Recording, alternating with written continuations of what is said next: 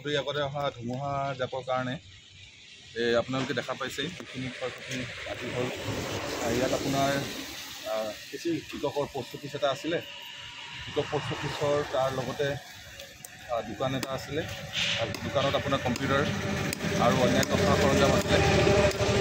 আৰু তাৰ লগতে দোকানখনৰ ভিতৰত আপোনাৰ ইয়াত এইখিনি এলেকাতে এই অকণমান আগতে আপোনাৰ ইলেক্ট্ৰিকৰ প'ল এটা আছিলে, প'লটোৰ লগত 15 kV মানৰ তাঁৰৰ লগত সম্পূৰ্ণ খুঁটাটো ভাঙি পেলাই এতিয়া গছডালৰ লগত এই দোকানৰ ভিতৰতে সোমাই আছে।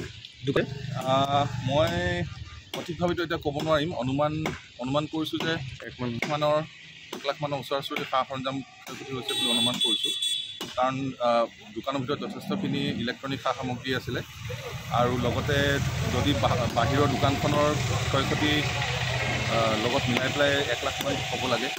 হয়, এইখিনিতে চৰকাৰী আপোনাৰ পোষ্ট অফিচ আছিলে, এই পোষ্ট অফিচটো সম্পূৰ্ণভাৱে ভাঙি শেষ হৈ গৈছে।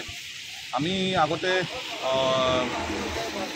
বিদ্যুৎ বিভাগক আবেদন জনাইছিলোঁ যে এই গছবিলাক অকণমান কাটি পেলাই ডালবিলাক কাটি তাতে অকণমান মোকলাই দিয়ে, তেতিয়াহ'লে মানে বতাহ মাৰিলেও আপোনাৰ হেৰি হয়। কিন্তু এই ডাল কেইজোপা মানে বেছিকৈ থকাৰ কাৰণেই মানে ক্ষয়ক্ষতিটো হৈছে নিচিনা তেনেকুৱা অনুমান হয়।